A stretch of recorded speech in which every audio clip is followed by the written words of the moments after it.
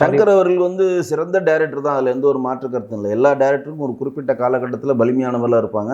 காலப்போக்கில் அவங்க வந்து இப்போ இருக்க இளைய தலைமுறையுடைய பல்ஸ் அவங்களுக்கு தெரியலன்னா அவங்க காணாமல் போயிடுவாங்க. சங்கருக்கு ஒரு மிகப்பெரிய பலம் வந்து அவருடைய கதை, திரைக்கதை, வசனம் சங்கர் எங்கேயுமே போட மாட்டார். இயக்கம் மட்டும் தான் போடுவார். ஏன்னா அவர் இயக்கத்தில் மட்டும் தான் கான்செப்ட் பண்ணுவார். கதைக்கு ஒருத்தர் கொடுப்பாரு, திரைக்கதை ஒருத்தர் கொடுப்பாரு, வசனம் கொடுப்பார். பெரும்பாலான வசனம் வந்து எழுத்தாளர்கள் தான் கொடுப்பாரு. அவருடைய ஃபர்ஸ்ட் படம் வந்து 2வது படத்துக்கும் பாலகுமாரன் தான் கொடுத்தார். காதலன் அவர்களோட்டும் ஜென்டில்மேனுக்கு பாலகுமாரன் படுத்தார். அதற்கப்புறம் பார்த்தீங்கன்னா அவருடைய எல்லா படங்களும் எந்திரன் வரையும் சுஜாதா அவர்கள் தான் அவருடைய எழுத்தாளர் தான் அவர் வசனகர்த்தாவோ அட்வைஸராக பணியாற்றினாங்க. அதற்கப்புறமும் பார்த்தீங்கன்னா அவங்க வந்து ஜெயமோகனை யூஸ் பண்ணார், ராமகிருஷ்ணா யூஸ் பண்ணார், எல்லாரையும் யூஸ் பண்ணி பார்த்தாரு. எங்கேயுமே அவருக்கு நகரலை.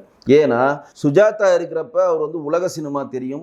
ஒரு 50 வருடங்களுக்கு அப்புறம் தமிழ் சினிமா எப்படி இருக்கும், தமிழ் ரசிகர்கள் என்ன டிசைனில் இருப்பாங்க, தமிழ் சினிமா வந்து என்ன மாதிரி டெக்னிக்கலாக முன்னேறும், என்ன மாதிரி ப்ரெசன்டேஷன் பண்ணால் மக்கள் வந்து விரும்புவாங்க, என்ன மாதிரி இங்கே வந்து கால மாற்றங்கள் டிஜிட்டல் மீடியாவில் வருன்றத ஒரு எழுத்தாளராக கணிச்ச மிகப்பெரிய ஒரு ஜாம்பவன் வந்து சுஜாதா. அவர் வந்து இல்லாதது சங்கருக்கு மிகப்பெரிய ஒரு மைனஸ். அதனால தான் அவர் படம் பாருங்கள், ஜெந்திரனுக்கு அப்புறம் அவருக்கு எந்த படமும் ஓடல. ஐ படம் ஆகட்டும், 2.0 ஆகட்டும், இப்போ எடுத்த படம் இந்தியன் 2 ஆகட்டும், எதுவுமே நகரில் அவருக்கு. ஏன் நகரலைன்னா அவருக்கு வந்து அந்த வேவ் லென்த்தோடு அவரால் உட்கார முடியல. இது ஒரு காரணம். ரெண்டாவதுன்னா 20 வருஷத்துக்கு முன்னாடி இந்த இந்தியன் 1 எடுக்கிறீங்க, அப்போ 20 வருஷம் கழிச்சு இந்தியன் 2 வருது. 20 வருஷத்துக்கு முன்னாடி இருந்த ஆடியன்ஸ் வேற, 20 வருஷத்துக்கு அப்புறம் இருக்கிற ஆடியன்ஸ் வேற. 20 வருஷத்துக்கு முன்னாடி கிராஃபிக்ஸாக நம்ம வாயை பொழந்துட்டு பார்த்தோம். இந்த மாயா மச்சீந்திரா அந்த பாட்டு பார்த்தீங்கன்னா அது உடும்பாக மாறுவார், ராஜாவாக மாறுவார், சிங்கமாக கர்ஜிப்பார். அப்படி பார்க்குறப்ப நமக்கு பெரிய ஆச்சரியமாக இருந்துச்சு. ஆஹா, இவ்வளோ பிரம்மாண்டமாக இருக்கே, அக்கடான்னு நாங்கள் ஓட போட்டான்றப்ப தலைகீழாக ஆடுவார். அதெல்லாம் பார்க்குறப்ப அன்றைக்கி பிரம்மாண்டமாக இருந்துச்சு.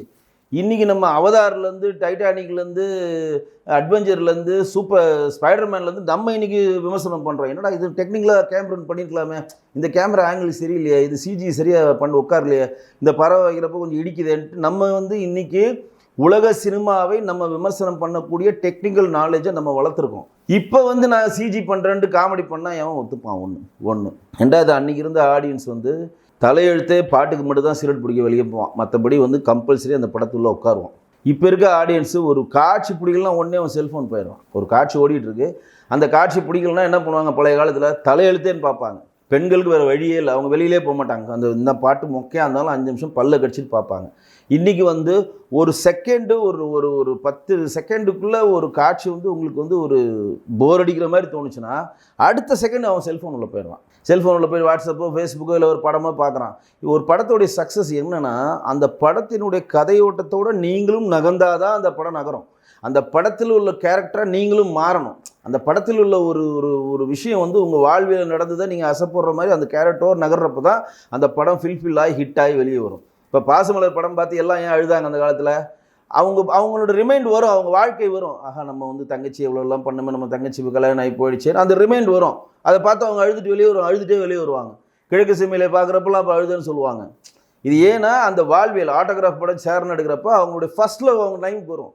அது ஒரு பாதிப்பை ஏற்படுத்துகிறப்ப அது உற்று நோக்க தோணும். இன்றைக்கி வந்து அப்படி இல்லை. இன்றைக்கி அந்த பாதிப்புலாம் இன்றைக்கி விரல் நுனியில் வந்து சீட்டு நுனியில் உங்களை உட்கார வைக்கக்கூடிய படங்கள் இருந்தால் மட்டும்தான் படம் தப்பிக்கும். அப்படி இல்லைன்னா உடனே அடுத்த என்டர்டெயின்மெண்ட் எங்கே போகிறான்? செல்ஃபோனுக்குள்ளே போயிடுறான். செல்ஃபோனுக்குள்ளே போய் அதில் அவன் ட்ராவல் பண்ணிகிட்டே இருந்துட்டு திருப்பி இந்த படத்துக்கு வரப்போ இதுள்ள அவனால் ட்ராவல் ஆக முடியாது. அதை விட்டு அது கடந்து போய்டும் அந்த படம். அப்போ என்ன பண்ணுற, படம் போர் அடிது, அணையா மொக்கை வாங்க போகலாம் அப்படின்ட்டு டக்குன்னு போயிடுறான். இது ஒன்று. ரெண்டாவதுனா அந்த காலத்தில் வந்து பணம் கொடுத்து காசு கொடுத்து படம் பார்க்க உள்ளே போனால் வேறு வழியே இல்லாமல் படத்தை 2.5 மணி நேரம் பார்க்குறாங்க. இன்றைக்கி தேதிக்கு பணம் கொடுத்து படம் பார்க்க போனாலும் யங்ஸ்டரு படம் பிடிக்கலன்னா உடனே வெளியில் வரும், உடனே தன்னை எதிர்ப்பு பதிவு செய்கிறான்.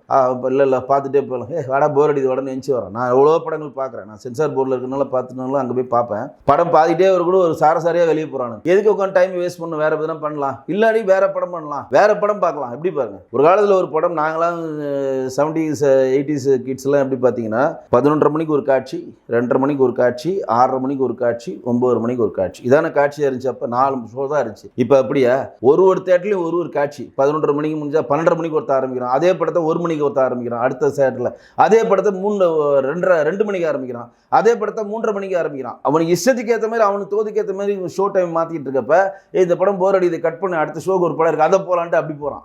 இந்த ஃபெசிலிட்டிஸ் இப்போ வர நீங்கள் ரசிகர்களை வந்து சீட்டு நுனியில் உட்கார வைக்கக்கூடிய தன்மை உள்ள படங்களை எடுத்தால் மட்டும்தான் படம் ஓடும், இல்லாட்டி படம் நகராது.